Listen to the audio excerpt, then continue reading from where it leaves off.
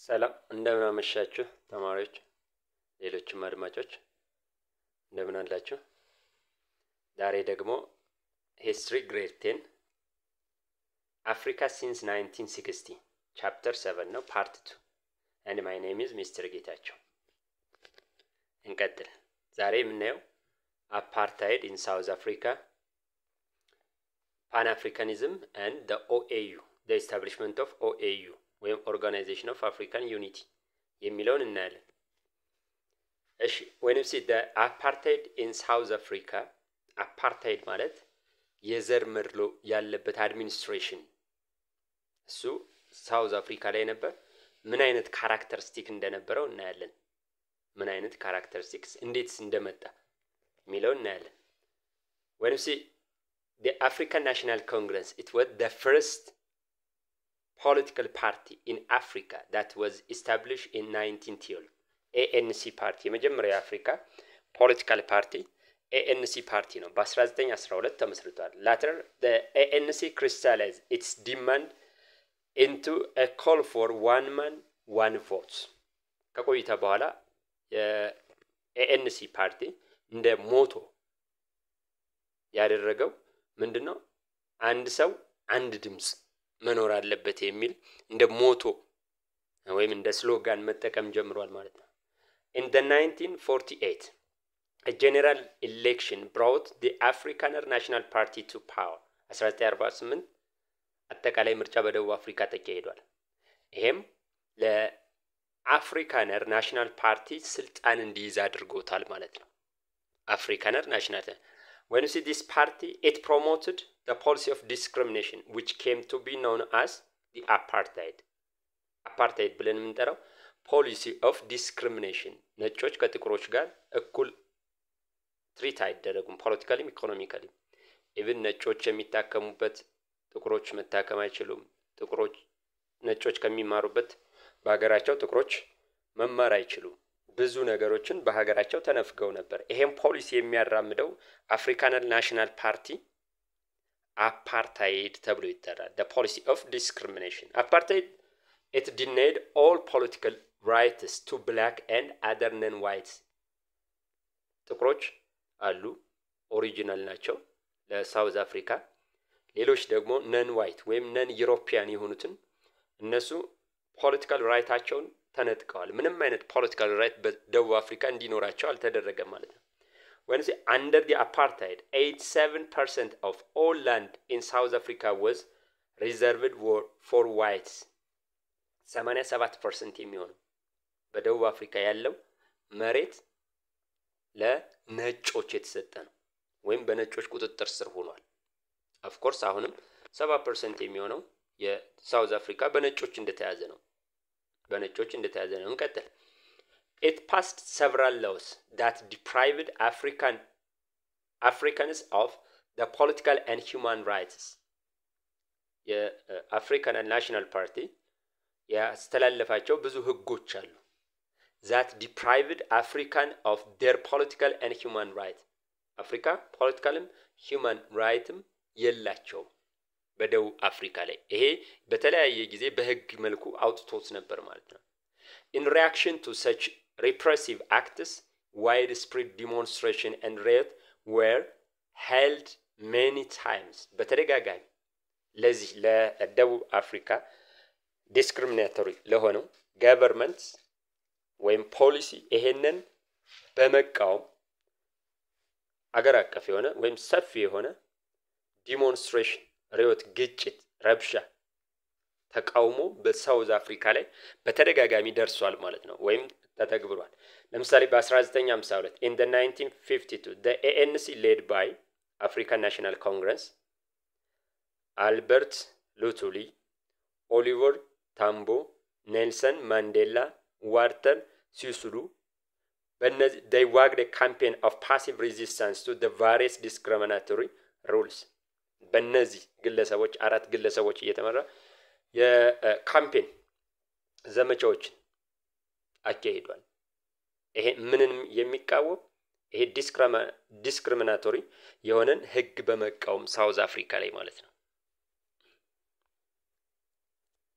on March 21 1960 police fired on peaceful demonstration ወይም unarmed demonstrators at ሻርፕቪል ላይ ፒስፉል ዲሞንስትሬተሮች ያልታጠቁ ወይም የጦር መሳሪያ ያልያዙ ሰላማዊ ሰልፈኞች ወይም ተቃዋሚ አቅራቢዎች ላይ በ1960 ማርች 21 ላይ ምን አድርጓል? ፖሊስ ጥይት ተኩሶ ገሏቸዋል። ሻርፕቪል ከተባለ ቦታ ላይ 72 ሰዎች ሞተዋል። 70 people were killed and some 186 including women and children they were wounded 186 የሚደርሱ ህፃናትን ጨምሮ ሴቶችን ጨምሮ ቆስለዋል። 72 ደግሞ immediately ሞተዋል። Then the incident or the event is remembered as the Sharpeville massacre ተብሎ ይጠራል። ኢቨንቱ ወይም ይሄ አደጋው የሻርፕቪል ጭፍጨፋ ተብሎ ይጠራል በታሪክ ማለት ነው። Many nations enacted economic sanction against the racist government of South Africa የተለያዩ ሀገሮች በደቡብ አፍሪካ ላይ ማዕቀብ ጥለዋል። ሬሲስት የሆነውን ገቨርንመንትን በመቃወም ማለት ነው። The racist government arrested the opposition leaders including Nelson Mandela and banned all black political organizations as illegal. ለዚህ መልስ ምንድነው ያደረገው? የደቡብ አፍሪካ መንግስት ሁሉንም የኦፖዚሽን ሊደሮች including ኔልሰን ማንዴላ የመጀመሪያው የኤንሲ ፓርቲ ፕሬዝዳንት ነው የተመረጠው ማለት የመጀመሪያው ጥቁር አፍሪካዊ ፕሬዝዳንት ነው የተመረጠው እሱን ጨምሮ ታስረዋል ብዙ የፖለቲካል ሊደሮች ማለት ነው። ከዛ በተጨማሪ ሁሉም የጥቁሮች ፖለቲካል ፓርቲዎች ኢሌጋል ናቸው ወይም ኦርጋናይዜሽን ድርጅቶች ኢሌጋል ናቸው ብሎ አውጇል መንግስት ማለት ነው። ማንዴላ was in jail at Robben Island until he was released in 1990 ለ27 ዓመት ያክል በእስር ቤት ቆይቷል ኔልሰን ማንዴላ ከ1960ዎቹ ኦር 63 አካባቢ ታስሮ ማለት ነው። የታሰረበት ቦታ ሮበን አይላንድ ተብላ ትጠራለች። እስከ 1990 በእስር ቤት ላይ ነበር። apartheid was abolished and one man one vote it was conducted 1990 ኔልሰን ማንዴላ ከተፈታ በኋላ በ1994 ምን ተካሂዷል? ምርጫ ተካሂዷል። one man one vote አንድ ሰው አንድ ድምጽ የሚለው ይሄ ፖሊሲ ተግባራዊ መሆን ጀምሯል ማለት ነው። ስለዚህ በ1994 በተደረገው ምርጫ in April 19 Mandela won the election and he became the first president of the South Africa, the first black president by representing the African National Congress. He was able to reconcile blacks and white in peace. ማንዴላ ምንድነው ያደረገው? በሰላማዊ መንገድ በሰላማዊ ነጮችና ጥቁሮች ግጭት ሳይፈጥሩ ማስታረቅ ችሏል ማለት ነው። በዚህም 1994 በኋላ ስቲል እስካሁን ኤኤንሲ ፓርቲ ደቡብ አፍሪካን የተለያዩ ሰዎች የመሩት ኤኤንሲ ፓርቲን ደቡብ አፍሪካን እያስተዳደረ ይገኛል ማለት ነው። ይሄ the Sharpeville massacre በፎቶ የሚታየው በሻርፕቪል 72 ሰዎች የሞቱበት ወደ 186 በአንድ ቀን የቆሰሉበት ይሄ ጅምላ ጭፍጨፋ ነው። የሻርፕቪል ጭፍጨፋ ተብሎ የሚጠራው በፎቶ የቀረ ነው።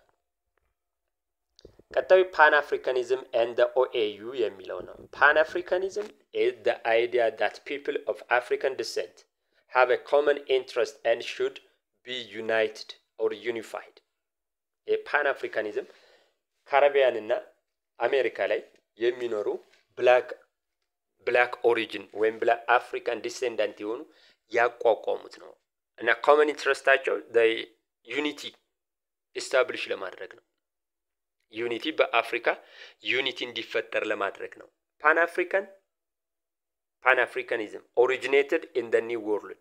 New World የምንለው ዩኤስ አሜሪካን ነው። ዩኤስኤ the New World ተብላ ነው የምትጠራው። በ18 እና በ19ኛው መቶ ክፍለ ዘመን ካሪቢያን እና ኒው ወርልድ የሚገኙ ብላክ ዲሴንደንት ወይም የአፍሪካ ዘር ያላቸው ያቋቋሙት ሙቭመንት ነው።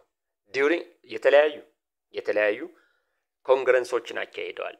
During the 5th Pan-African Congress at Manchester አምስተኛው የፓን አፍሪካን ኮንግረስ ወይም ስብሰባ የተካሄደው ማንቸስተር ላይ ነው ኦክቶበር 1945 አፍሪካን ዴሊጌትስ it dominated the congress በዚህ ወቅት አፍሪካን ዴሊጌቶች የተገኙበት ነው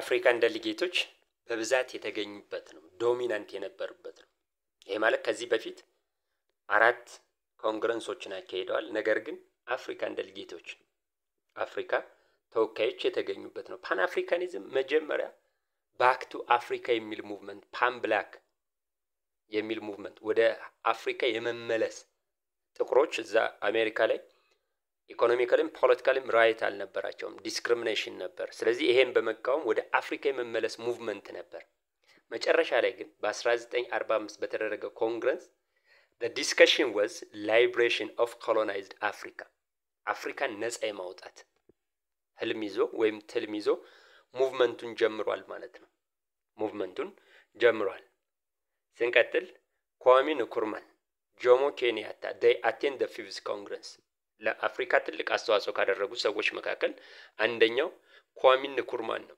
እንደዚሁ ጆሞ ኬንያታ ኃይለ ሥላሴን ሳንረሳ ማለት ነው የአምስተኛው ኮንግረስ ማንቸስተር ላይ የተካሄደውን አቴንድ አድርገዋል the pack setter of this period was ኳሚ ንኩርማ ለአፍሪካ አንድነት ድርጅት መመስረት ትልቅ አስተዋጽኦ ካደረጉ ግንባር ቀደም ሰው ነው ኳሚ ንኩርማ the pick setter arrange ካደረጉት ወይም ይሄ እንዲካሄድ ካደረጉት መካከል ግንባር ቀደም እሱ ነበር he also played a pivotal role in the formation of the short-lived and loose regional organization ለአጭር ጊዜ ብትሆንም loose regional organization መሪ ነበር አቋቁሞ ነበር በዌስት በአፍሪካ ላይ ማለት ነው ይሄ በምስሉ ላይ የምታዩት ዲቦስ he was the co-founder of the National Association for Advancement of Colored People ወይም የፓን አፍሪካኒዝም መስራች ነው እቺ ለሾርት ነው National Association for the Advancement of Colored People የሚለው ለአጭር ጊዜ የቆየ regional organization and he was considered as the founder of Pan-Africanism movement. African leaders, they began to divide into opposing camps, particularly over the future of the integration aspect of the Pan-African movement.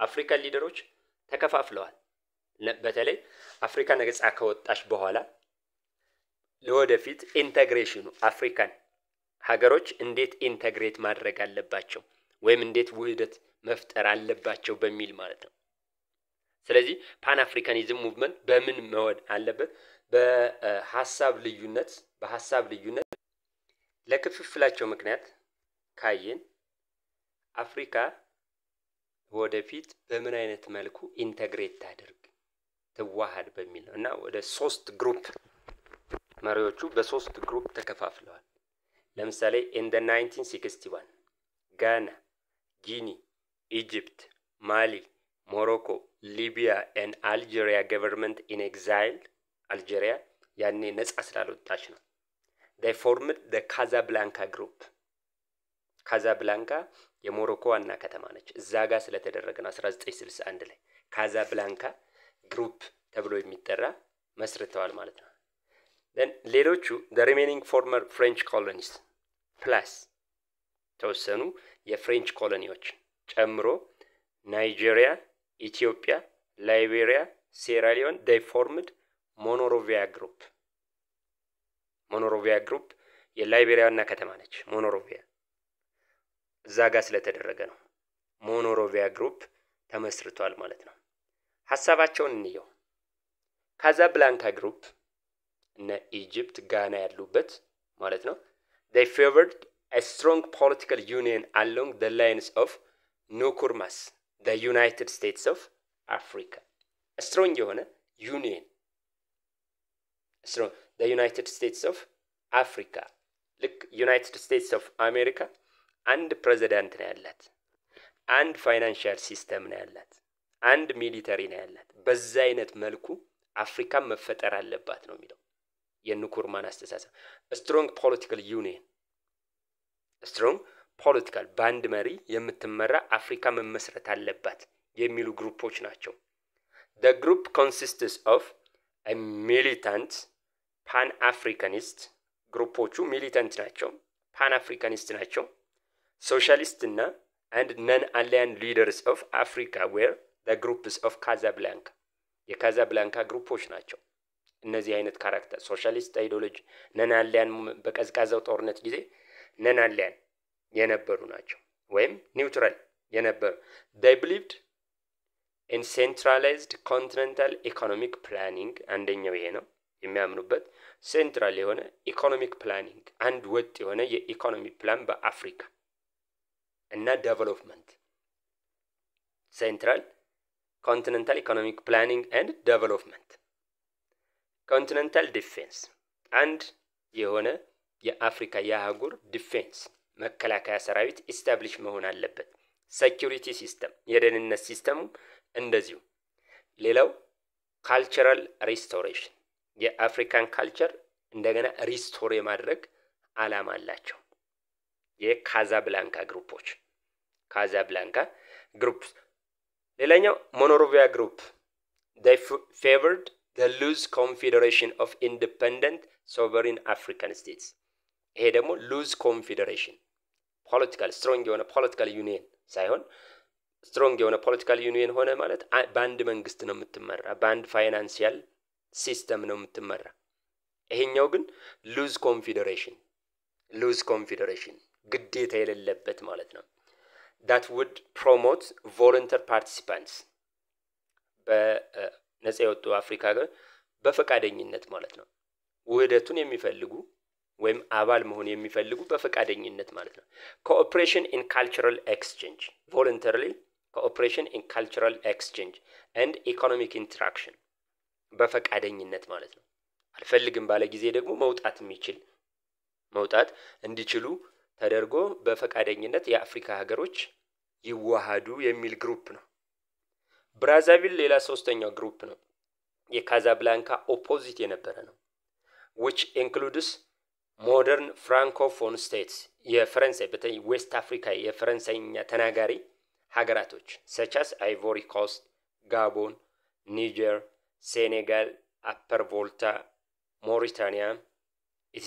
They joined Monrovia group and formed its hardcore ብራዛቪል ግሩፕ የብራዛቪል ተብሎ የሚጠራው ይሄ ግሩፕ ደግሞ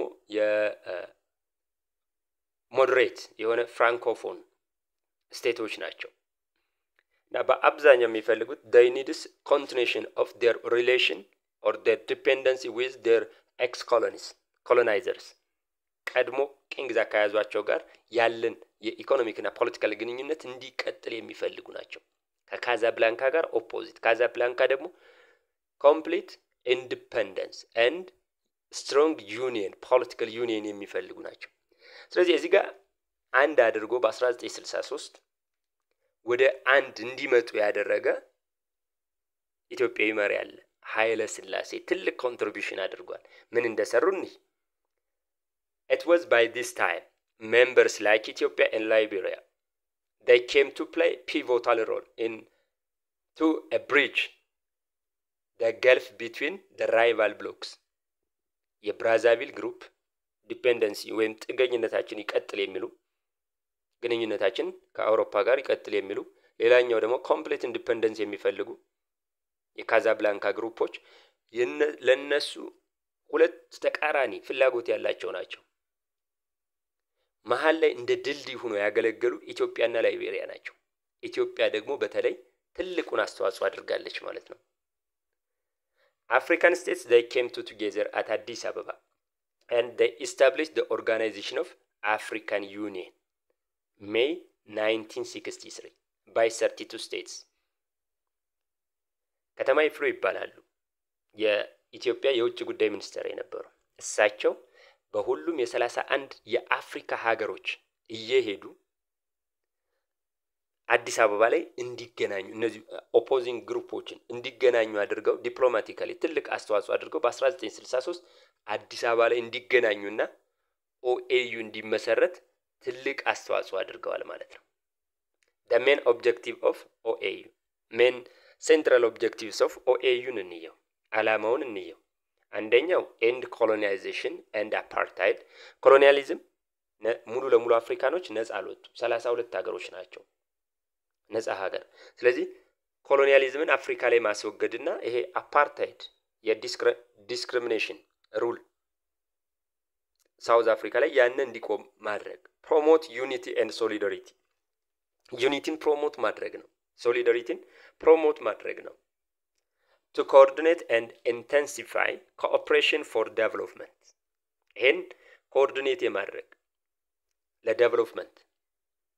ለዴቨሎፕመንትን በተመለከተ አፍሪካ ሀገሮች ኮኦርዲኔሽን ወይም ውህደት እንዲፈጥሩ ያን ኮኦርዲኔት ወይም ፕሮሞት የማድረግ ሌላኛው to safeguard the sovereignty and territorial integrity በሀገራቶች በአፍሪካ ሀገሮች መካከል የግዛት አንድነትን ወይም የግዛት ሉዓላዊነትን ማስጠበቅ ሜምበር ስቴቶች አንደኛው ሌላኛውን እንዳይወር ማለት ነው to promote international cooperation ይሄ ሌላኛው ሜን ጎሉ ነው ማለት ነው ኢንተርናሽናል ኮኦፕሬሽንን ፕሮሞት ማድረግ በዓለም አቀፍ ደረጃ ኮኦፕሬሽንን ፕሮሞት የማድረግ አስተዋጽኦ ወይም ኦብጀክቲቭ ይዞ ነው የመጣው ማለት ነው ልክ እንደ ዩናይትድ ኔሽን ኦርጋናይዜሽን 6 ኦርጋኖች እንዳሉት ይሄ ደግሞ 3 ኦርጋኖች አሉት the principal institution of the organization ወይም the structure of the OAU አንደኛው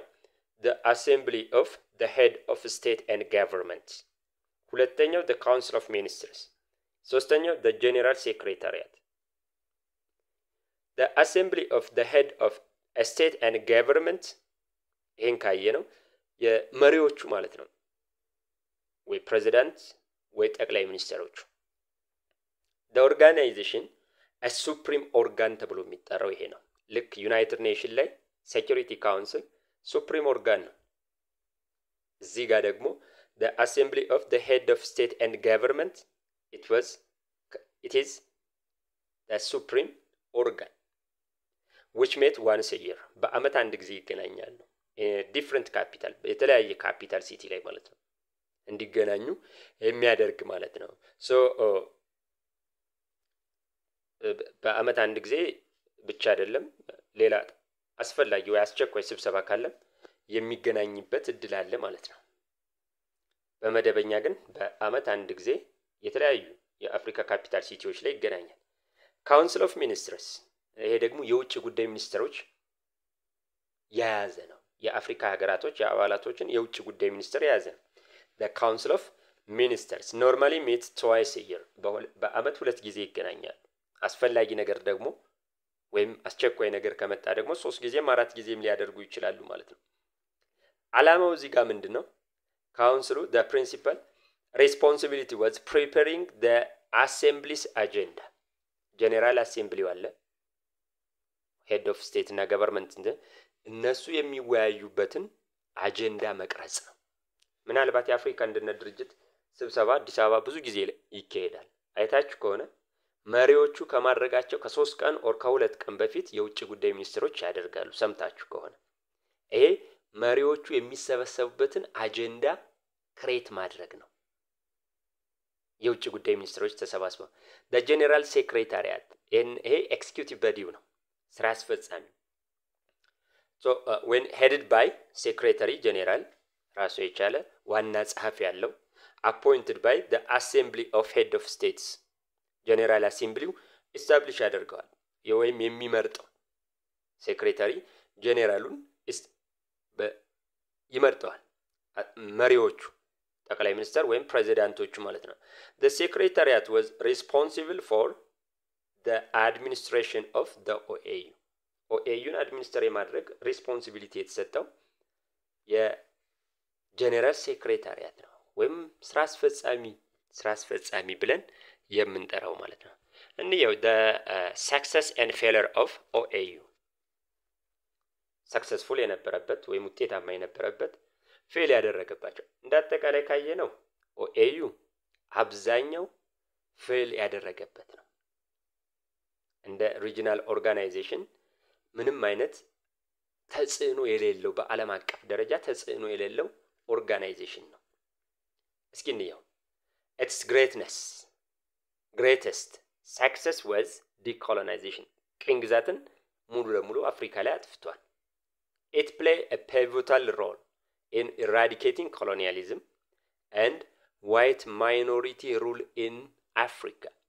አፓርታይድ አስቆሟል። ኮሎኒያሊዝምን ኢራዲኬት አድርጓል ወይም ከአፍሪካ አስወጥቷል። ነገር ግን the overall failure ይበዛል ከሰክሰሱ ጋር ማለት ነው። ከሰክሰሱ ጋር ስናነጻጽረው ፌል ያደረገባቸው ኢቨንቶች ይበዛሉ ማለት ነው። ከነዚህ መካከል ነው its major failing was its inability to bring peace, prosperity, security and stability to Africa. እነዚህ ነገሮች በአፍሪካ ላይ ማምጣት አልቻለም። ሰላም ማምጣት አልቻለም። ብልጽግና ማምጣት አልቻለም። ደህንነት ማምጣት ስቴብል የተረጋጋ ህይወት አፍሪካ ላይ ማምጣት አልቻለም። ስቲል እስካሁን ምንም አይነት ዴቨሎፕመንት የለውም። its power were too weak. በዓለም አቀፍ ደረጃ ካየነው ተሰሚነት የላቸውም። ኢቭን አንድ የአውሮፓ ሀገር እነዚህ 54 or 53 የሚሆኑ የአፍሪካ ሀገሮችን የበለጠ ፓወር አለው፣ ተሰሚነት አለው በዓለም አቀፍ ደረጃ። its influence inadequate to deal with the internal and external conflict.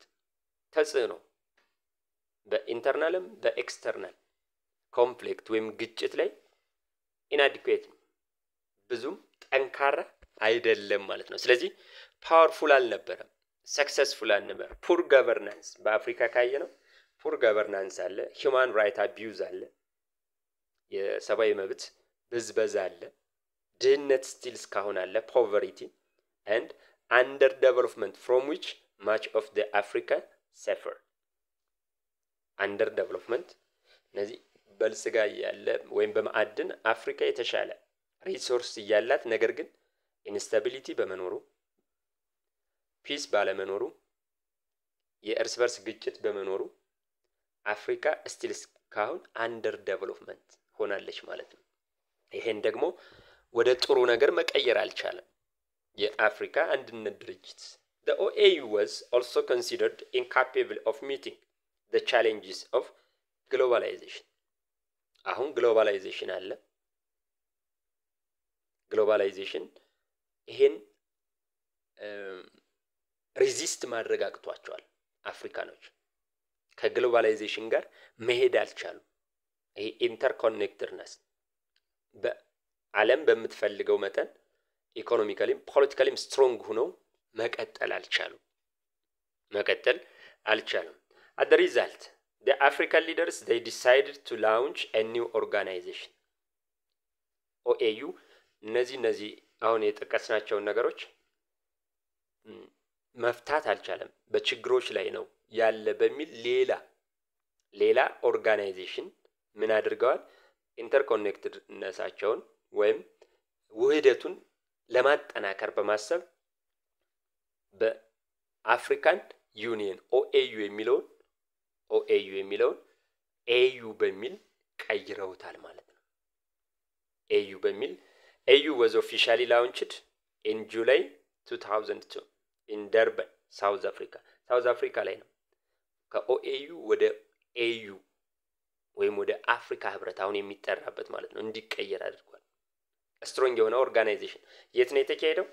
ደርባን ሳውዝ አፍሪካ ላይ በተካሄደው ሚቲንግ ላይ OAU ወደ AU እንዲቀየር ተደርጓል ማለት ነው።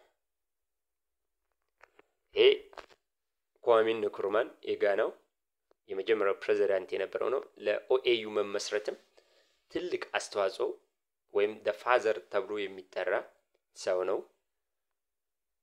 ይሄ የመጀመሪያው ሚቲንግ የአፍሪካን ሄድ ኦፍ ስቴትስ ኤንድ ገቨርንመንት ያደረጉት አዲስ አበባ ላይ ያደረጉት ስብሰባ ነው ማለት ነው በፎቶ።